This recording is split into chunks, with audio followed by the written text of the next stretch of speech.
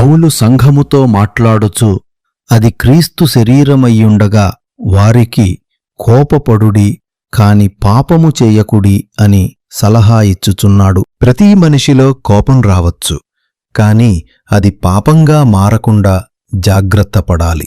రోజువారీ ధ్యానం. కోపపడుడిగాని పాపము చెయ్యకుడి. సూర్యుడస్తమించు వరకు మీ కోపము నిలిచియుండకూడదు. ఎఫెసీయులకు 4:26. మేము సంఘము, క్రీస్తు శరీరము. క్రీస్తు స్వయంగా ఈ సంఘమునకు శిరస్సు. మనమందరము ఒక శరీరములో అనేక అవయవముల వలె ఐక్యమయ్యున్నాము. క్రీస్తు శరీరమైన సంఘముతో మాట్లాడుతూ పౌలు వారికి కోపపడుడి కాని పాపము చెయ్యకుడి అని బోధించుచున్నాడు. మనము క్రీస్తు శరీరముగా ఒకరి ఎడల ఒకరు ప్రేమతో ఎదుగుటకు ఆయన దీనిని చెప్పుచున్నాడు. యేసుక్రీస్తు ఈ భూమి మీద జీవించినప్పుడు కూడా ఆయనకు కోపం వచ్చింది. కాని ఆయన కోపం పాపుల మీద కాదు, పాపం మీదనే ఉండేది. ఆయన అన్యాయమైన పనుల మీద, దేవుని ఆలయాన్ని అపవిత్రం చేసే చర్యల మీద కోపంగా ఉండేవారు. ఆయన కోపం పవిత్రమైన, నీతియుక్తమైన కోపం. అది న్యాయాన్ని నిలబెడుతుంది. అందులో స్వార్థం లేదా పగ తీర్చుకునే స్వభావం లేదు. బదులుగా దేవుని పరిశుద్ధతను, నీతిని వెల్లడించే విధంగా కోపం ఉండేది. కోపం ప్రతి మనిషిలోనూ కలగవచ్చు, కాని అది పాపంగా మారకుండా జాగ్రత్త వహించాలి. అటువంటి కోపం వచ్చినప్పుడు అది ఎలాంటి కోపమో వెంటనే పరిగణించాలి.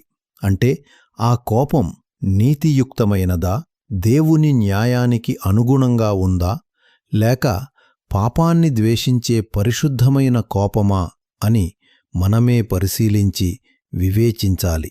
కాబట్టి మన కోపం కేవలం మానవ భావోద్వేగం కాకూడదు. బదులుగా దేవుని నీతి మరియు పరిశుద్ధత యొక్క వ్యక్తీకరణగా ఉండాలి.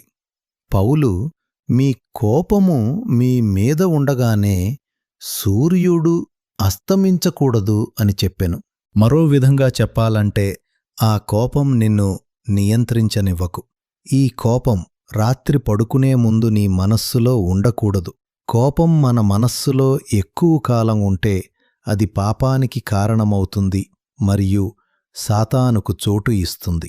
నా ప్రియ సహోదరులారా, మీరీ సంగతి ఎరుగుదురు గనుక ప్రతి మనుష్యుడు వినుటకు వేగిరపడువాడును, మాటలాడుటకు నిదానించువాడును, కోపించుటకు నిదానించువాడునయ్యుండవలెను.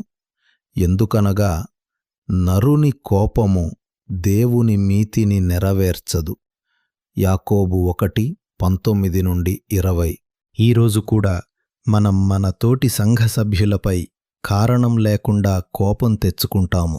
ఆ కోపాన్ని మన మనస్సులలో దాచుకొని ఇతరులను నిందిస్తూ వారిపై ద్వేషాన్ని పెంచుకుంటాము. ఫలితంగా మనం కోపం ద్వారా పాపం చేసే స్థితికి నెట్టబడతాము. తద్వారా సాతానుకు స్థానమిస్తాము. ఈరోజు మీకు కోపం తెప్పించే విషయాల గురించి ఒక్క క్షణం ఆలోచించండి. మీకు వ్యక్తులపై కోపం వస్తుందా? లేదా వారు చేసిన పనులకు కోపం వస్తుందా? మీరు ప్రస్తుతం ఎవరిపైనైనా కోపంగా ఉంటే ఆ కోపాన్ని వదిలి వారిని క్షమించండి. మీ హృదయాన్ని స్వచ్ఛంగా ఉంచుకోండి మరియు ఎవరిపైనా కోపం ఉంచుకోకుండా కాపాడుకోండి. ఇప్పుడైతే మీరు కోపము, ఆగ్రహము, దుష్టత్వము, దూషణ, మీనోటబూతులు అను వీటినన్నిటినీ విసర్జించుడి. కొలోస్సయులకు 3:8. ప్రభువైన యేసుక్రీస్తు కృపయు, తండ్రి యొక్క ప్రేమయు, పరిశుద్ధాత్మ సహవాసము మీతో ఉండునుగాక. ఆమెన్.